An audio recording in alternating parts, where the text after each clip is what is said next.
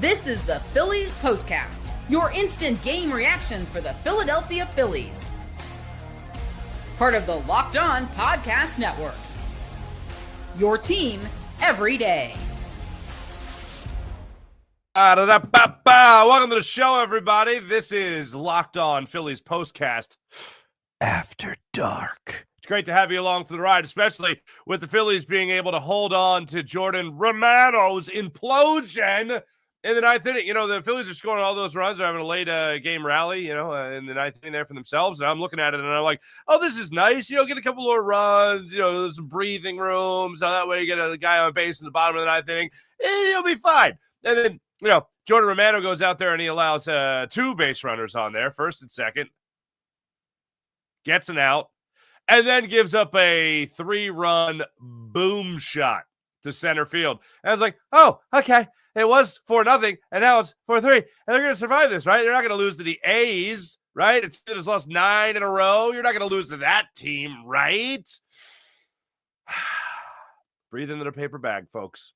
Phillies escape with the victory. Thanks in huge part to Trea Turner's incredible night offensively speaking, 3 for 5 on the evening, including a home run, his 4th of the season, including what ended up being the game-winning base knock in the top of the ninth inning, the final run the Phillies scored on the evening, which allowed Jordan Romano to actually give up that 3-run home run and still allow Zack Wheeler to stay pitcher of record so he could pick up his 6th win of the season and improve to 6-1. So, Jordan Romano, not great. Not ideal at all. Well, I was just singing his praises yesterday in the light of Jose Alvarado being done till mid-August, and then obviously won't be around for the playoffs either with his PED suspension. But I was just singing his praises last night, and then he goes and he pulls. That's ridiculous. Zack Wheeler, obviously, phenomenal in tonight's game, and Tanner Banks and Orion Kerkering got a couple of big outs there for the Phillies when they were called upon to get an out. They got that out, so I'd love to see it. Welcome in once again. This is Locked On Phillies Postcast on the Locked On Phillies YouTube channel. My name is Mark Farzetta. I got you covered each and every night for your Locked On Phillies Postcast, especially, the ones that start at 10:05. I'm here, baby. 1:06 in the morning. We're doing this live. We're doing it live. I got that for you. And then Connor Thomas has you covered each and every day for your Locked On Phillies, a daily podcast as well. So, yes, of course, make sure you like and you subscribe. Let's start it off, of course, with 3 big things. It doesn't get any easier than this. This is the Locked On Player of the Game.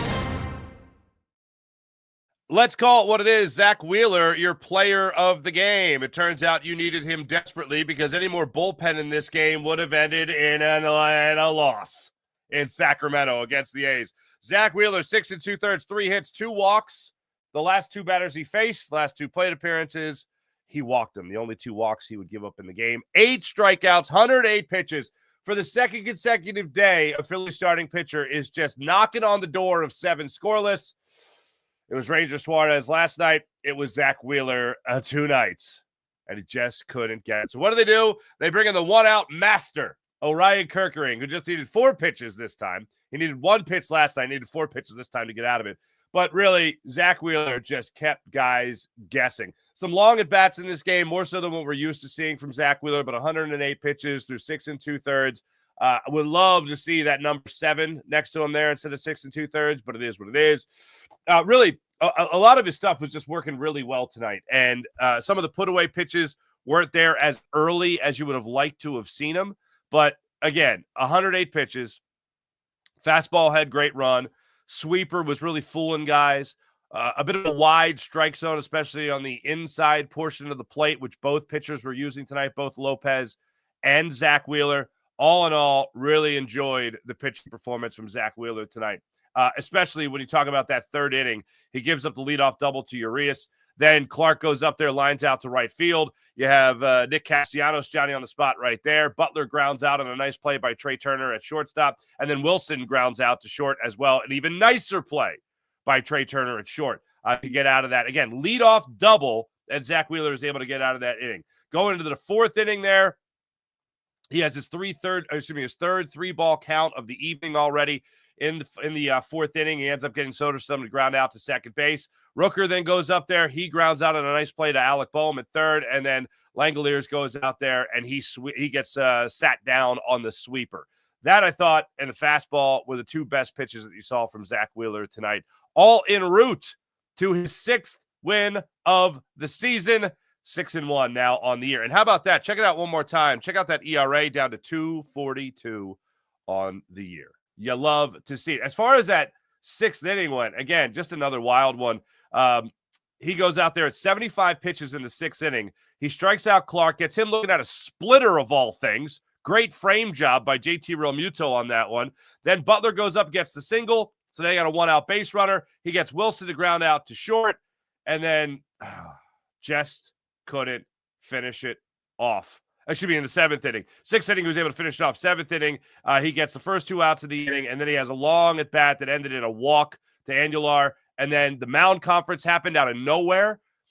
Bryce Harper called a mound conference in that 7th inning. He's facing Kurtz. Kurtz goes up there. He works a 4-pitch walk. Wheeler comes out. Orion Kerkering goes in. 1st and 2nd, 2 outs, and he gets Urias to strike out, chasing a sweeper away in a 4-pitch plate appearance, a 4-pitch at bat. So love to see that for Zack Wheeler, being able to cruise to that 6th inning despite a hit, and then being able to go through that 7th inning and at least get the first 2 outs of that inning. Because again, as I started the show, the lesser the bullpen in this game, the better. Especially when a guy that was brought in to slam the door closed was unable to do that. Matt Strahm, more power to him. He was really good in this one. But Jordan Romano, he got in this one. An absolute tattooed pitch. We'll get to him in a second. So that's number 1. That's player of the game. That's Zack Wheeler. A guy that obviously is runner-up to player in the game, Trea Turner. Absolutely tattooed that baseball in the 1st inning for his 4th home run of the season. Got a fastball, a 2-1 fastball that got every inch of the middle of the plate. Just a fat fastball over the middle of the plate. And Trea Turner drilled it. Quick bat through the zone. Put it 426 feet to center field to give the Phillies the 1-0 lead. And with Zack Wheeler on the hill, you're feeling pretty good about having a first inning lead, albeit only a 1-run lead. But Trea Turner got you that lead. Then in the 9th inning, when the Phillies are having that 3-run rally, the guy that started it for you was the guy that capped it off. He again stepped up to the plate and got what would be the game-winning RBI single to right field. Excuse me, to center field to plate the Phillies' 4th and final run of the game. Here for all of it. Good hustle to Trea Turner. The man just keeps on hitting, and yet another multi-hit game for him as well. Number 3, this one ain't positive. There's many positive things. We'll get to the positive things. I just gave you 2 positive things. Jordan Romano, what the heck, man? Oh, you're sleeping on the sofa tonight. Deborah is not letting you sleep in the bedroom. Not happening. Not happening. That was, talk about a fat pitch over the middle of the plate. What he gave up to Mike Hertz was an absolute bomb. And Johan Rojas, I noticed, gave it the courtesy jog.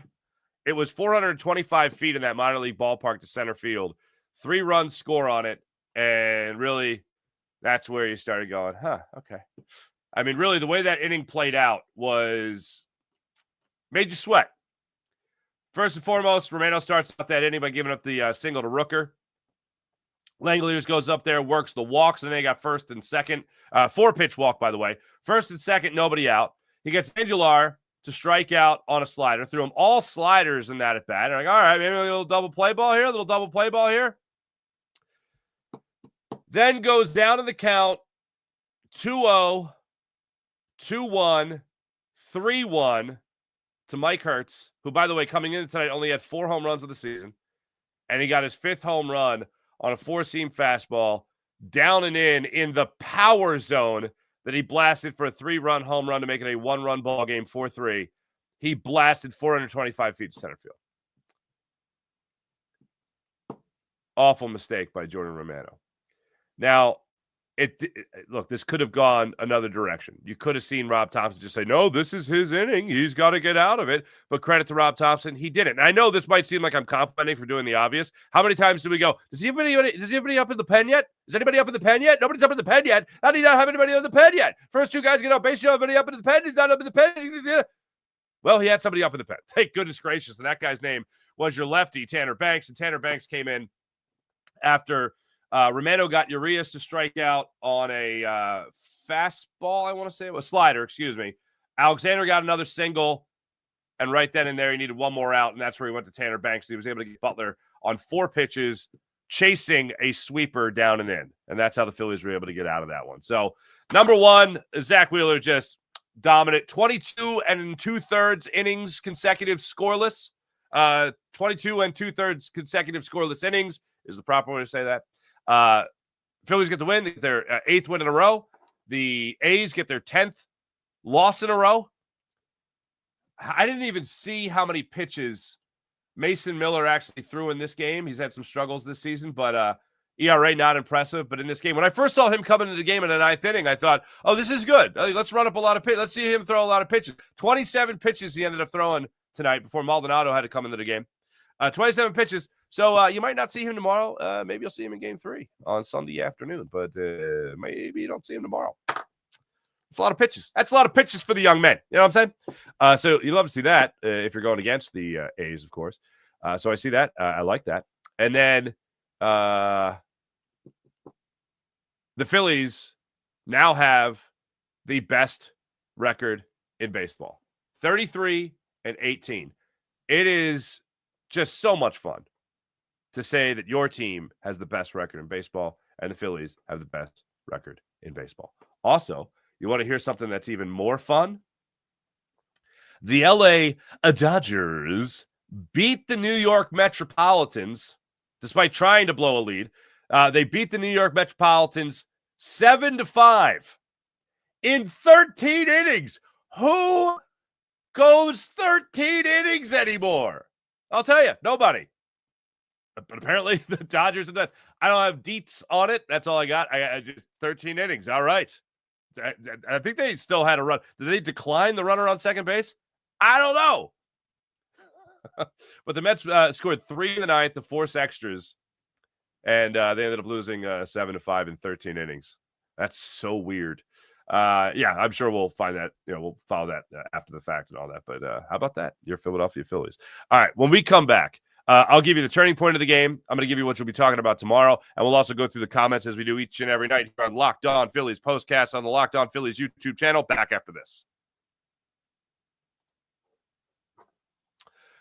Let me tell you about FanDuel. I certainly hope you guys are having a good time with FanDuel, especially with everything going on right now in the conference finals. Oh, they're in full swing. Every night delivers highlight-worthy performances, major momentum shifts, and can't-miss moments. Halliburton, the choke, Reggie Miller. Oh, man, I hope you're a fan of history because that was just fantastic. And then the two of them sit down and do an interview. How great is that? Well, how about this? You could get in on the action, and you don't even have to be interviewed by Reggie Miller. FanDuel makes it easy to stay in the game before tip-off and live as well during the game with player props, performance trends, and same-game parlays.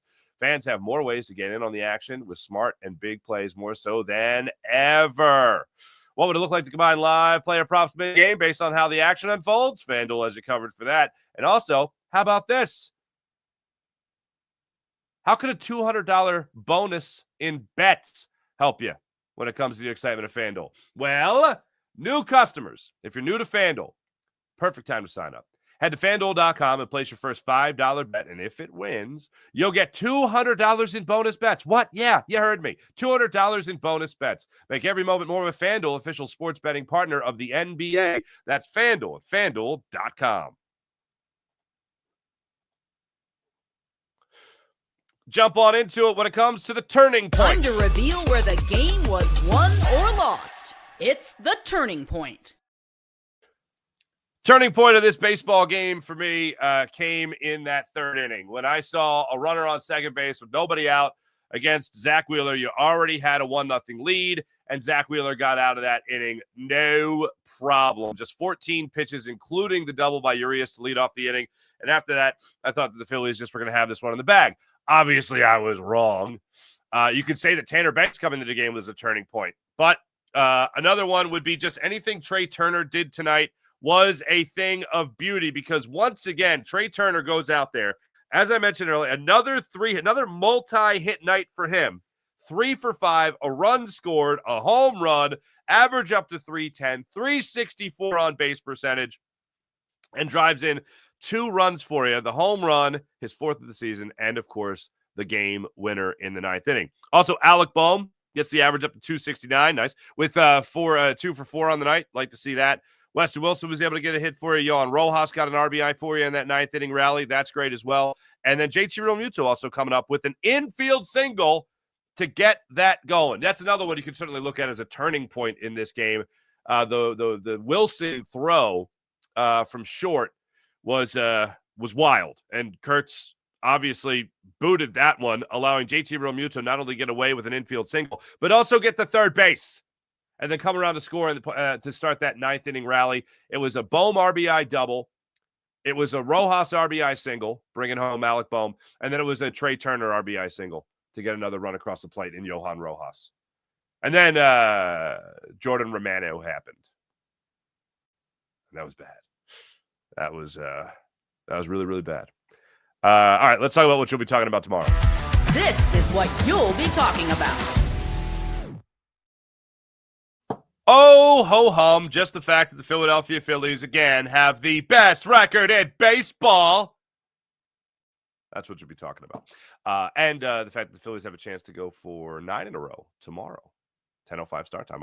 Later today, I should say. And I'll be with you guys for that. Let's get to the chat check and see how you wonderful people are doing on this fine evening. Christopher Michael, the 7th inning. At-bats were what frustrates me about this team. Too aggressive, too jumpy. Was that the 5-pitch inning? That was the 5-pitch inning. Lopez, look, I don't know what Lopez was doing tonight. But yeah, he was using every inch of a wide strike zone that a home plate umpire Bill Miller was providing for the pitchers tonight. He looked like he had Kyle Schwarber in particular off balance. His slider was working really well. Bohm tried to tattoo that pitch in the 7th inning. Ended up going down after one pitch. Sosa flies out to center. Wilson fouls out, I think also on one pitch. So you have 5 pitches in total in that inning. Not great. Not ideal in that 7th inning, Christopher, so I hear that. Morgan Landy just says, Johan. Christopher Michael, wait, FYI, the Rockies beat, hold on a minute. The Rockies beat the Yankees? I mean, I trust you. Or do I? Holy pots and pans. 3-2. The Yankees lose to the now 9-win Colorado Rockies in Colorado. They get a 2-run 5th inning to jump ahead of the – wow, that's amazing. That's amazing. Good for them. Hey, good for the Rockies, man. Good for the Rockies. Love to see it. Jess Patrick, too. Johan Rojas has a little bit of Lou Brock in him. Ooh. Did Lou Brock wear insanely tight pants? I can't remember. Hate bringing in closers into a game that's a non-save situation. It never works. Jeremy Van Sciver, I'm not a fan of it either. Bandman 100, I guess Romano can't go back-to-back. Oof. His location was off. Velo down. Seemed tired. But hey, at least Banks handled a high-leverage spot. Yes, he did. Phillies 21-9 when Stott leads off. 6-6 when Turner does. How about that? Turner's on base percentage, by the way, and batting average is insane when he's leading off, supposedly. That's insane. That's bonkers. Evelyn's 3 big things. Hello. 3 big things. Rojas running into walls. That was a great catch. A's hate Bryce, and Mets are losing the 12. Mets lost, yeah. That was another thing. What's up with hitting Bryce Harper twice? I was really hoping the Phillies would blow this game wide open just so they could start a little beanball with the A's. Hit our guy twice? Yeah? Is that what you're doing? We're coming at you. Greg Benson, Deborah not putting. All right. Sorry for the kids. Sorry for the kids there. Ari, I see you. Thank you very much. Appreciate you. Evelyn, Mets lose. There you go. There you go, hon. Go Sixers. Farzy, I'm tired, but another W. I'm excited. By the way, speaking of Go Sixers, I think I'm about to have some exciting news revolving around the Sixers and Locked On Sports. So just stay tuned. That's what you call a teaser. Little birdie tells me I'm going to have a little bit more responsibility. Romano just didn't have it tonight. He absolutely did not. Philly at 8. Farzy, thank you for nightly therapy. Do you take insurance? Just come and hang out, man. I have no insurance. Nobody. There's nothing to cover. Nothing to cover. You know what I mean? It's like hiking with Kevin. It's like comedians in cars getting coffee. We're just hanging out, man. It's not even a show. It's just us hanging out. You know what I mean? Evelyn, I'm going to a family picnic. Definitely wearing a Phillies shirt to get under my brother's skin. There you go. Good for you. Oh, Polar Buck. I'm awake. I'm awake. Thank you for not blowing it, Banks. There you go.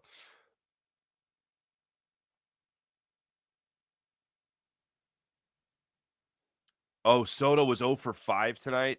Let me just tell you this. Do you guys understand? And I don't think I'm alone here, but do you understand how much it warms my soul that a guy that's making like 800 million, 765, I forget the exact number, $765 million. Do you know how much it warms my heart that you have to ask that guy to hustle? Do you know how much I love that? Oh man. Oh, eat that up with a ladle. Oh, it's delicious.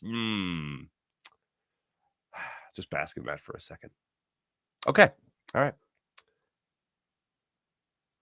Realmuto, hello. What a weird game. Can't score a lick after Turner's leadoff bomb till the 9th inning. And boy, did we need those 3 runs in the 9th. Yeah, I kept on thinking, oh, this is nice. Some breathing room. And then it ended up we were breathing in paper bags by the time it was over.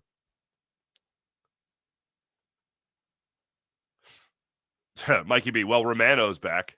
Yeah. I always feel like when a newly minted closer gives up runs like this, I always feel like it's that scene in Goodfellas where Ray Liotta's character, Henry Hill, lies for the first time in court, and they're all greeting like, hey! And they put like $100 in his double-breasted suit pocket, You never rat on your friends. Keep your mouth shut, and you never rat on your friends. I always thought the retort to that, to what was it, Tommy Callahan? Tommy Calloway? Tommy Callahan was Tommy Boy. I forget his character's name. Robert De Niro. And it's like, those are kind of the same thing. I always wanted young Henry Hill to say, those are kind of the same thing. You're not making any sense. Thanks for the $100. Like that would ever happen. Jason WFD, you're a man of the people. Hey, I'm here for you guys. You know what I'm saying? Danny Prado. Hi, Mark. Hi. See ya. BC says, go Dodgers. You're damn right. Tonight, go Dodgers. I'll join you in that tonight.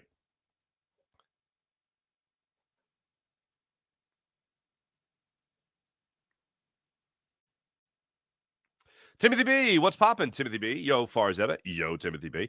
Another good win for the Phillies tonight. Romano didn't have it. Topper will probably throw him out there again tomorrow when he probably needs a night off. I don't think we see him tomorrow. And you know what? I didn't even think I flashed you. No, I know I flashed you guys this before, but Romano, 28 pitches, Deborah.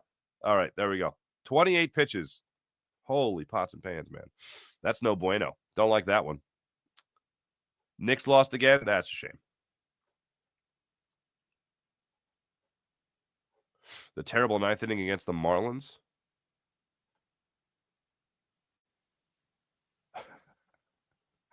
Bohmer has been producing again. That's been going on a while. I like that. Awesome. Thanks to everybody in the chat. Appreciate you. Hold on, do I got Joel in here? Joel says, also, I want to say that Romano is getting a lot of unfair hate. Maybe not in the comment section, but on the Phillies post. Look, he didn't have a good game. I ain't going to look. The Phillies really need him. Desperately is the word I'll use. So maybe don't pitch him tomorrow. Maybe give him a night off. Hey, look. How many times have we criticized Jose Alvarado after a 30-pitch performance and then he gets a day off and then, oh, look, he's back. He throws 12 pitches and he's on fire. So I know that it's kind of you're losing you still lost your best bullpen arm. Let's not beat around the bush there. That's what happened. But there have been instances this year where he's gone out there and thrown 30-plus pitches and he doesn't look good. And then, he doesn't pitch for like a day or two. And then he comes back. He's like, oh, that's the guy that was the all-star. That's good. My bigger takeaway from tonight, because I do think Jordan Romano is better than what we saw tonight. I hope we all agree on that. Now, it's still, you want to see his ERA eventually get below 6. But my bigger takeaway tonight, it was another outing there by Matt Strahm where he did what he was supposed to do.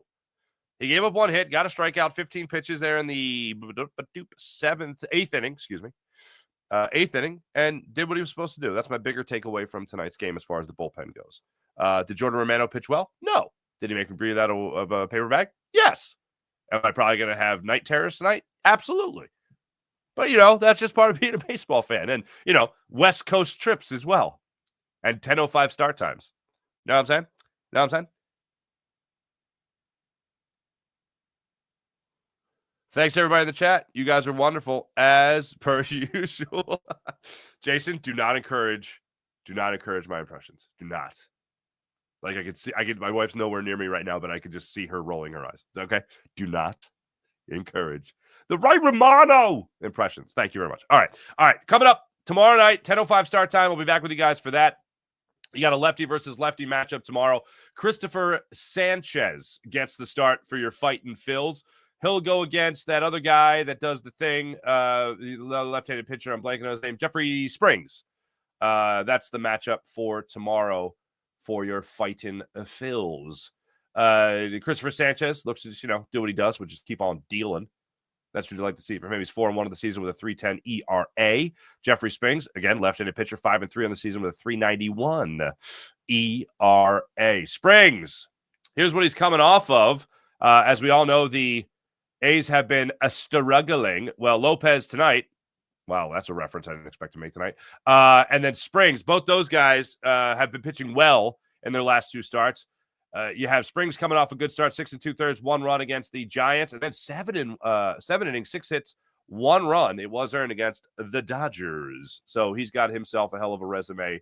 Also, Christopher the Sanchez coming into this game, again, 4-1 of the season, coming off a bit of a rough go of it against the Colorado Rockies. 3 runs, scattered, not a big deal. 5 hits, 6 innings against the Rockies in that 9-3 win they had last Monday. And before that, 6 innings, 2 runs in a 3-2 loss to the St. Louis Cardinals. Let's get back on that scoreless streak. How about that, Christopher Sanchez? Again, 10:05 start time tomorrow. I will be with you guys for Locked On Phillies postcast, so make sure you guys like and subscribe to the Locked On Phillies YouTube channel. See you guys tomorrow night. Look forward to it. Go Phil. See ya.